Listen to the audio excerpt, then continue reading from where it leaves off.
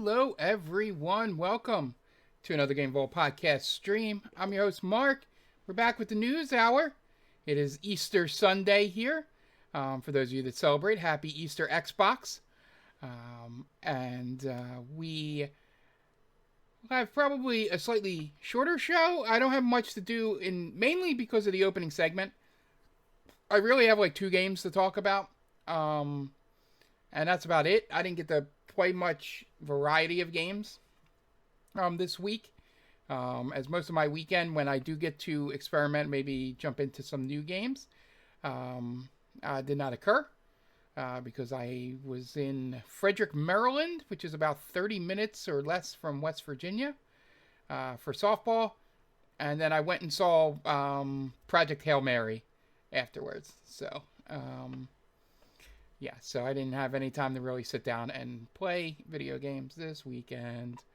But I did play some in the week leading up. So as you'll hear a full breakdown on Podcast Prime, which will come out sometime this week. Most of my game playing this week was playing one Pokemon Silver.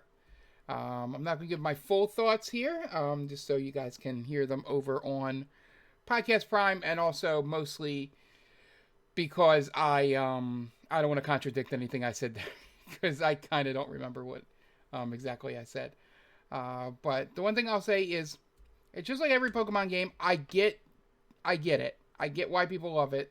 I understand why, if you get sucked in at a certain age, it'll become the thing that you love forever.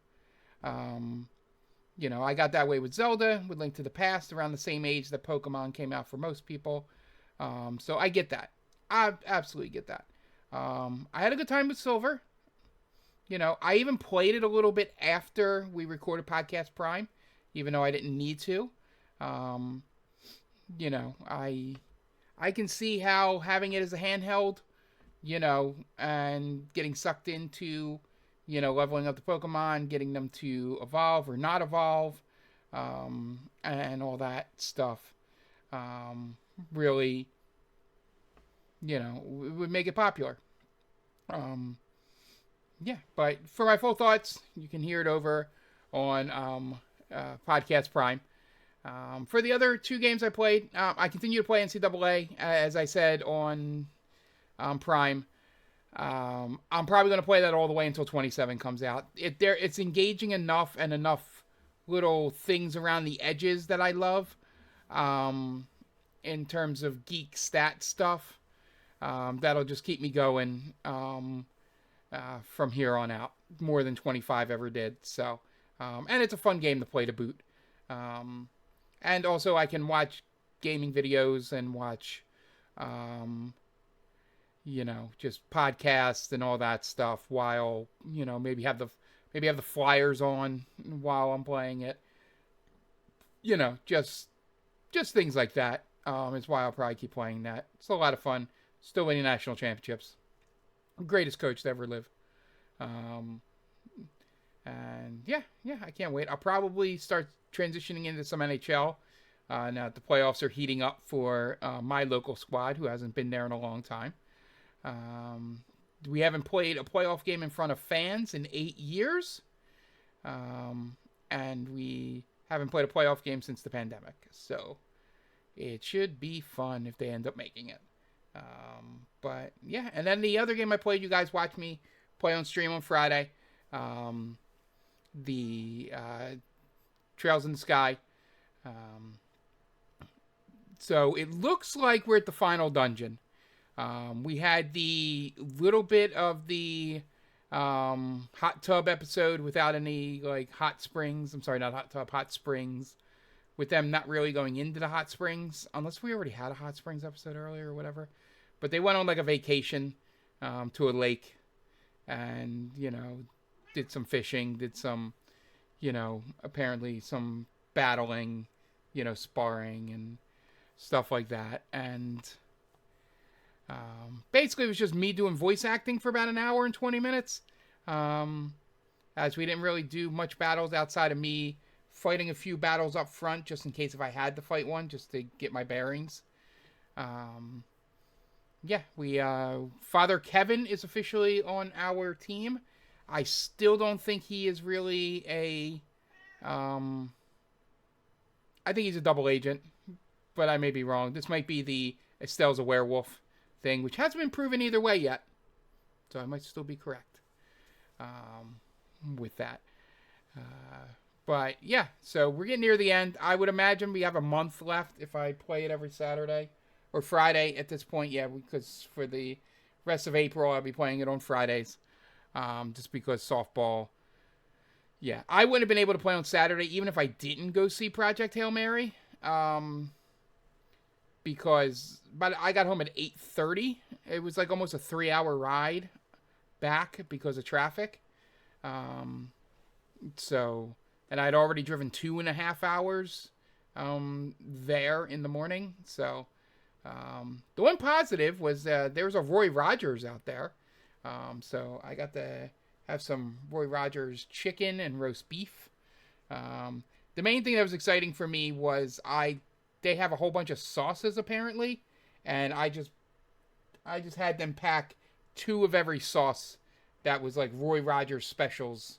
Like they had 4 different sauces. They have like a honey mustard, like it's very like more honey than honey mustard. They had a barbecue, vinegar and tomato based, and then they had like a mild buffalo sauce that they called cowboy sauce, or at least I think it was a like a mild hot sauce. Can't really tell. Didn't have much of a kick to it. So, but yeah, so I wouldn't have been able to play Trails on Saturday anyway. So I was glad to get in on Friday. So we should be close to the end of that game, which at that point we'll be moving on to Neo Fantasian, which Night Duck has lent me almost a year ago or more at this point to play on stream, and I just haven't gotten to it because I haven't finished Trails yet. So we'll jump in on that. And finally, I did play Mega Man 6. I forgot that was Monday. We're almost done. We're in the final things. Should be 1 or 2 more weeks. And then at that point, we'll probably looking at the poll that's over on TCTAM. They call it the Movies Discord. So patreon.com/TCTAM pod. It's $1. You can join. There's a Discord. That's a lot more livelier than anything we had on our Discord. So I would hope that maybe we can direct people over there to talk about video games. It's a lot more active than anything. So, but anyway, I put a poll there. Where the next thing we'll do on Mondays is either I'll play the top 100 NES games. Mine is RPGs, fighting games, sports games that have seasons. So like Techno Super Bowl is no, but Techno Ball is one. Because Techno Ball, the original, is just literally you pick a team and you play the same 7 teams. You pick another team that has a set 7 teams. Like it's not like records or playoffs or anything. So, and like I said, no fighting games. Basically sports games and driving games would be if there's a way to like finish a game, like for Mario Kart, if we play Super Nintendo, which the second option is the top 50 SNES games. Super Mario Kart's probably definitely on there. We'll play a circuit or 2 or maybe 3, to beat that game, because that is a set thing. It's not like a season. So, be on the lookout for that. Vote. It looks like it's going to be Super Nintendo. I think it was like 5-1 last I looked. I didn't even vote yet. So, I would probably be the deciding vote if it tied. You do have until next week. I think I set it for 2 weeks, which would be like sometime next week for that to vote. So, be sure. And with Mega Man 6, I was having a discussion with Tom on Prime. I feel like 5 and 6 are better than 4, but yes, 5 and 6 are easier than the first 4. I haven't really thought about a comparison between 5 and 4 yet. I mean 5 and 6 yet. We'll probably come to that at the end of the stream, of the streaming it, maybe make a comparison. But yeah, the game itself is good. I like these Robot Masters better than I like 5 Robot Masters. For some reason, You know, it's a little more fun with it than 5. I know these were when they started having contests for it. But yeah, so we're going to be finishing that out. And that's about all I've been playing.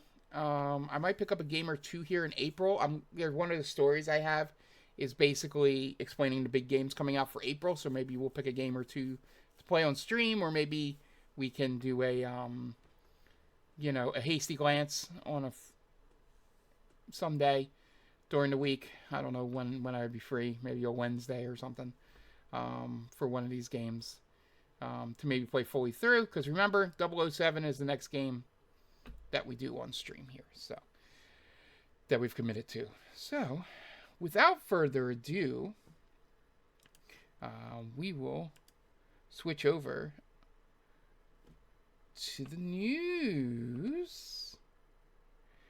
And we're going to lead off with probably my favorite story of the week. Mindseye is adding a new mission which will share some of the evidence of alleged studio sabotage, the CEO says. Last month, studio CEO of Build a Rocket Boy, Mark Gerhardt, stated on the company's official website, on the company's official LinkedIn page, that's even better. I scrolled up too far. Give me 1 second for those audio listeners. My apologies. I'm going to start from the beginning. Last month, studio CEO Mark Gerhardt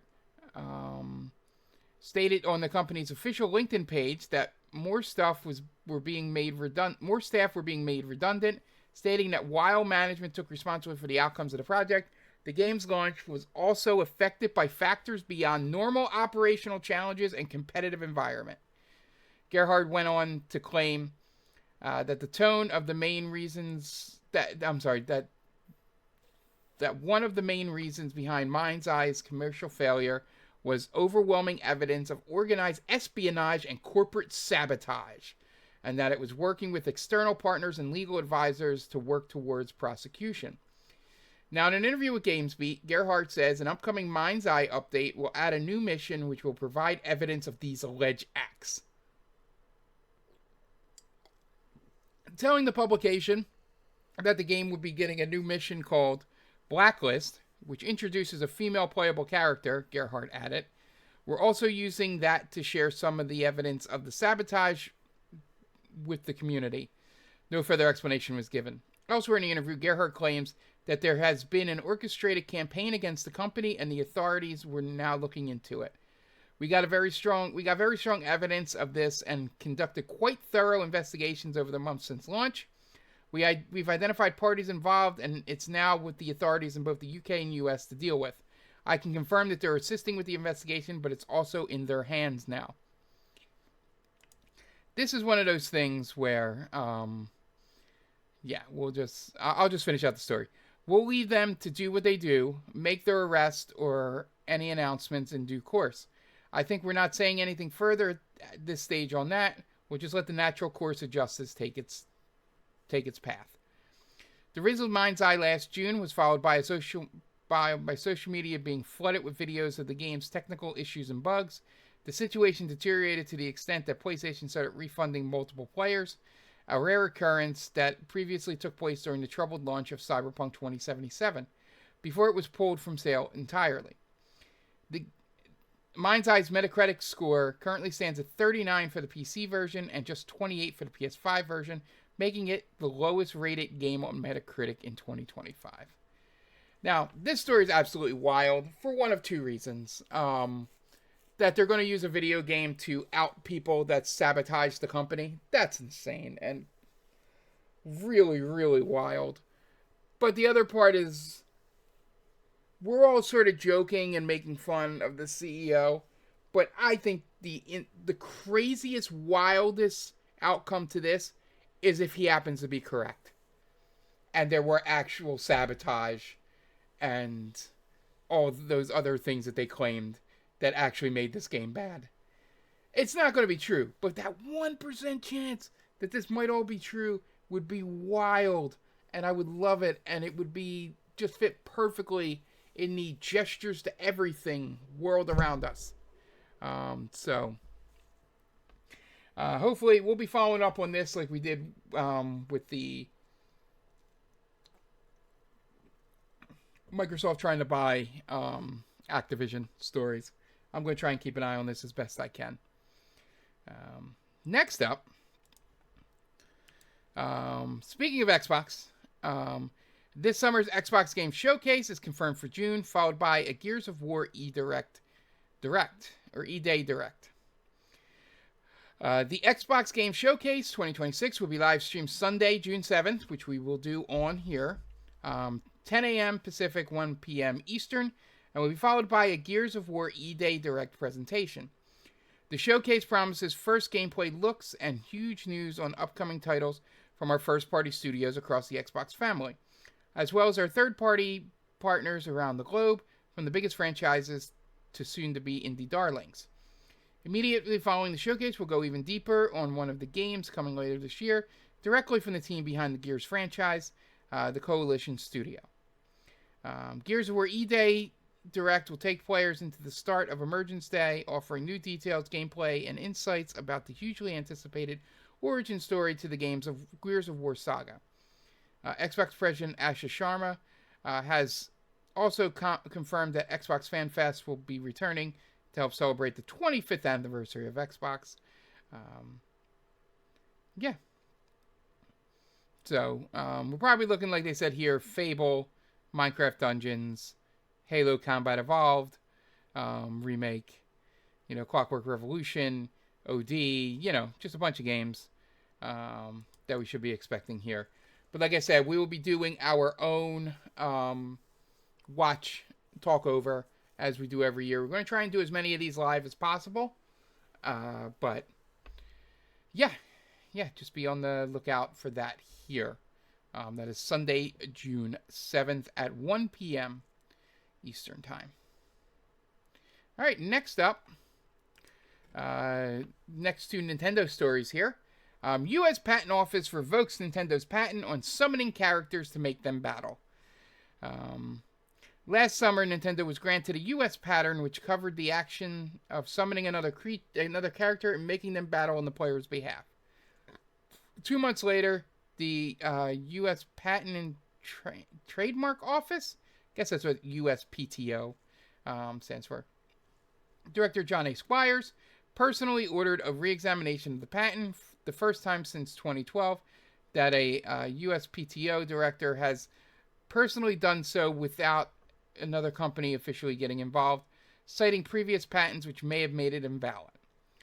Now, as reported by GamesFray, the USPTO has decided to reject all 26 claims made in the patent, meaning it has now been revoked. This is a non-final decision. Nintendo now has, I guess that's supposed to be now, has 2 months to respond or longer if it asks for an extension, and there can be appeals made to the Federal Circuit if it doesn't agree with the decision. Nintendo's patent involving summoning other creatures and making them fight for the player, the most obvious real-world example being a Pokemon game, where a player can summon a Pokemon and use them to battle other Pokemon. When ordering the re-examination of the patent, Squire specifically focuses on the patent claims to having a sub-character fight alongside you, with the option to make them fight either automatically or via manual control. In his order, Squire said he had determined that substantial new questions of patentability had arisen based on publications of two previous patents named as Yabe and Taura, based on inventors credited on the patents. The Yabe patent was granted in 2002 to Konami and refers to a sub-character fighting alongside the player, either automatically or manually, while the Taura, that's how I'm going to say that, patent was granted in 2020 to Nintendo itself and also refers to sub-characters who battle along the players.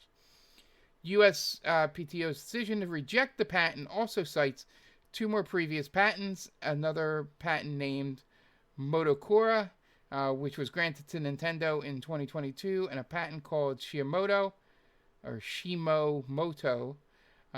which was granted in 2020 to Bandai Namco. So essentially, the patent that they attempted to get in order to get rid of Pal World is now coming back to bite them. Because the way I read all this, like this would mean Final Fantasy. This would mean, I mean, you could even say some fighting games where there's tag assist could be lumped into all of this, and just not what the patent was originally meant to cover. So this is one time I'll agree with the government.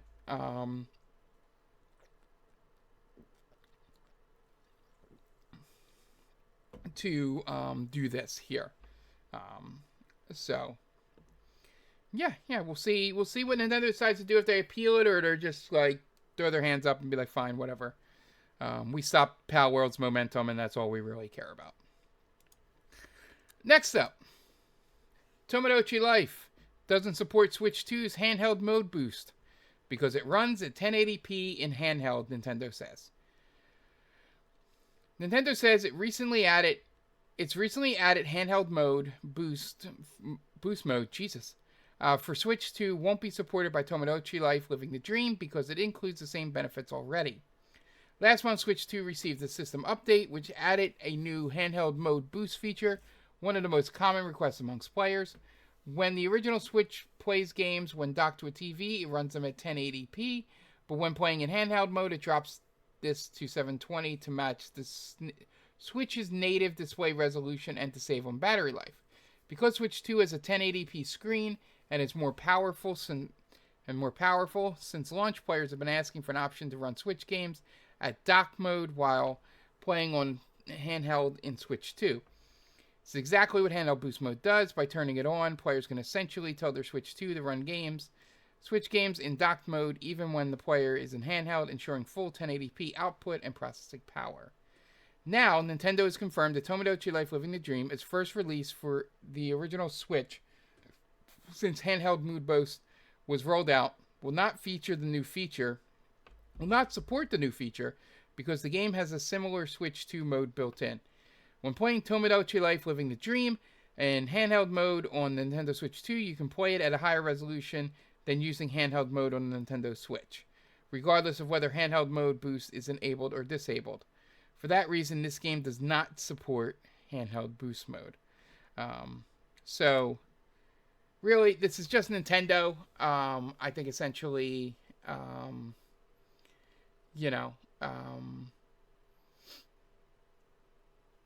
it made it native 1080p, so you don't need the boost mode to have it work in handheld mode, but you also, won't be able to do it on Switch. That's what I'm a little confused by. This is the first crossover game that I think will have this designation since handheld boost mode was made.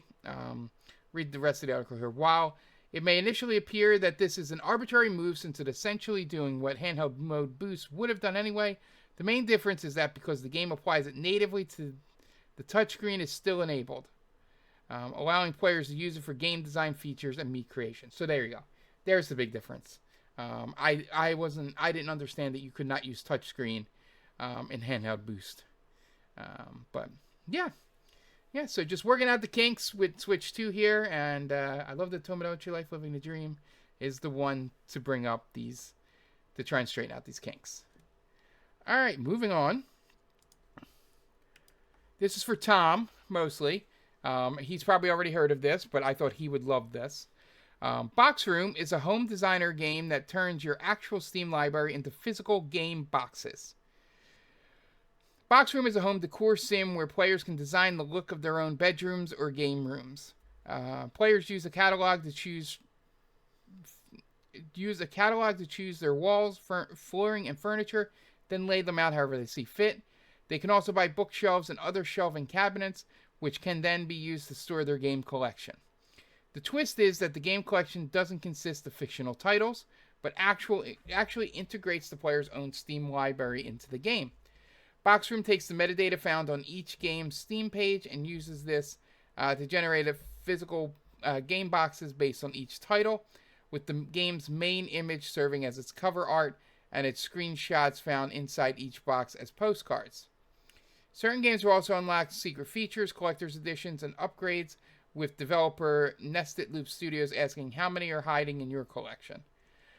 Once a player has finished browsing their physical library, they will be able to boot a game directly from Box Room. They can also share their rooms with friends to show off their collections. A demo for Box Room is available on Steam now, with the game arriving in early access in Q2 2026, which I guess would be now. So this is definitely Meta Militia. This is like whenever I pull the Roxy alarm, this is pulling the Meta Militia alarm here for this.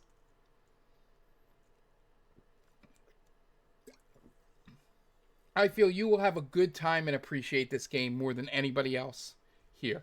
Be able to check that out on Steam. Next up. I forgot to talk about this. We'll talk about it after I read this story. Super Mario Galaxy movie has a better opening day than the first film. It's expected to finish behind for the weekend. When the Super Mario Bros. Movie launched on Wednesday, April 5th, 2023, it brought in $31.7 million in U.S. box office that day. Now, as reported by Deadline, the Super Mario Galaxy movie has bettered this by hitting $34 million on Wednesday. This not only surpasses the first film, but is also the best opening Wednesday in April.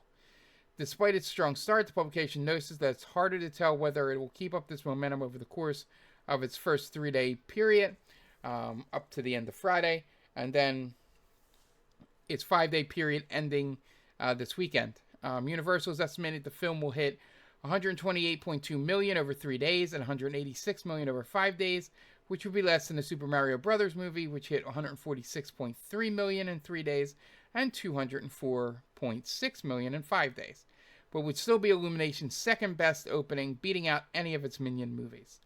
Should the Super Mario Galaxy pass $100 million domestically by Friday as expected, it would become the fourth animated franchise to have 2 movies pass $100 million in their opening 3 days, alongside Shrek, Toy Story, and Minions. As was the case with the first film, opinion is divided between critics and the public on the Super Mario Galaxy movie. On reviewer aggregate site Rotten Tomatoes, the film currently has a critic score of 42%, while its public score is 91%. While this is down from the first film scores, which were 59% and 95%, it still does imply that the film's target audience is generally enjoying it despite the negativity. I forgot to mention this in the opening, so I'll just drop it here. I went and saw this at 8 a.m. on Friday.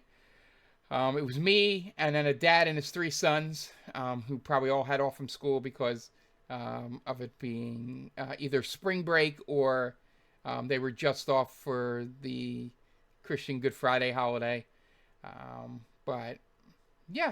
As I said on the Discord over on TC Tam, as I mentioned before, it's a fine movie, 6 out of 10. It's just basically scene after scene after scene after scene, of just full of references and full of action. There's not really many slow character building scenes, and I don't know how much you really want that in a Super Mario Brothers movie. It will hit the target audience. Kids and people that love Nintendo will absolutely love this movie. The best part of the movie is the introduction of Star Fox. I hope they make a Star Fox movie because that story is way more interesting than anything they could do with Mario, if you know a little bit of the backstory with Fox and his dad and all that, and the villains and things. It's just a fine movie. It makes 2 really, really good jokes in the movie, and then a bunch of mid jokes, and then a bunch of really terrible, cringy jokes. There's one callback that I had forgot to mention on Prime or anywhere else, really. That was really good to the first movie. It's a fine movie. if you don't think your kids will behave in the theater, just wait for it to come out on streaming. They'll love it. And yeah, if you're just curious about it, I would wait for streaming. If you do absolutely want to see it, go see it. Yeah, it's like I said, the people that love it, and then objectively, it's not a great movie. I think it's better than 42%, but it's not great. Yeah, it's probably slightly worse than the first movie. Voice acting's still really, really good, but they just don't give them much to work with. And that's kind of part of the problem. Yeah. So anyway, moving on. And again, another Tom story. 4 retro baseball and football games from the NES and SNES era have returned on Switch and PS5. Retro indie publisher Rocket Games has released 2 compilation games, Jalico Sports Goal 2 and Jalico Sports Bases Loaded 2 Second Season are available for $7.99. As the name suggests, each compilation consists of sports games released by the Japanese developer Jalico, which went bankrupt in 2014. Rocket Games pre-released Goal and Bases Loaded, so today's release, I didn't know that. I gotta go find that. The original Bases Loaded is one of my favorite games of all time. So Jalico's Goal 2 consists of 2 games spanning 4 versions. Goal 2, NES North America. Goal 2, NES Europe. Goal Famicom Japan. This is Goal 2 renamed for Japan. I'm sorry, Goal 2 renamed for Japan. And Super Goal 2 for SNES and North America. Jalico Sports Bases Loaded 2 Second Season also contains 2 games spanning 5 versions. Bases Loaded 2 Second Season, NES North America. Moro Pro Yaku 88 Kente Ban. I screwed all that up and I apologize. I wanted to give it a shot. Famicom Japan. Super Bases Loaded 2. Super 3D Baseball for Famicom in Japan. And Hangunk Pro Yagu. Super Cotton Boy Korea. Yeah. So I will have to check out the first collection of these if it's able to be purchased.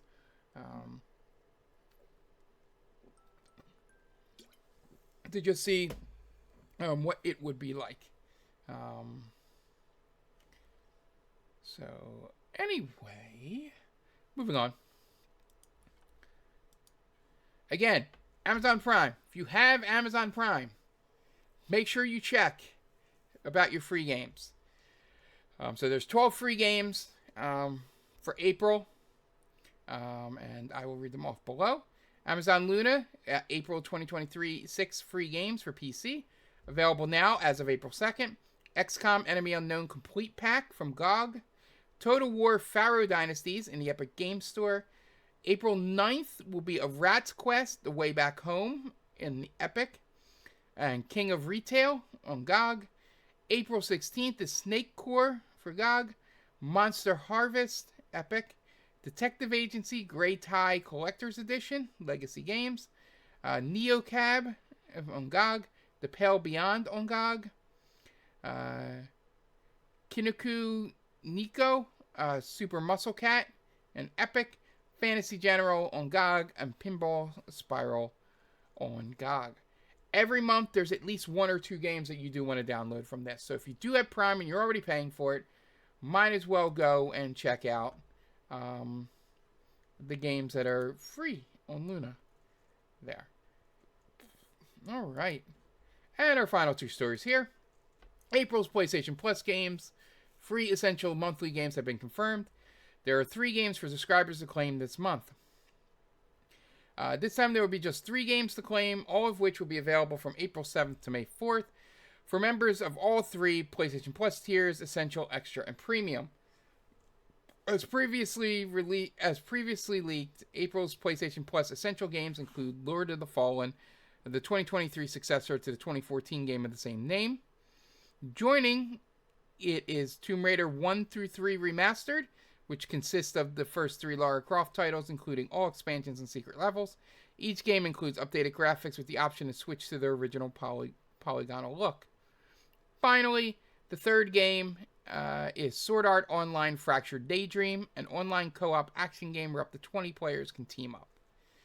So if you do have PlayStation Plus at any tier, you can get those games. And as of tomorrow, I don't know if it's end of day tomorrow or you got to go today. You can still get the March games, which was PTA Tour 2K25, Monster Hunter Rise, Slime Rancher 2, and The Elder Scrolls Online.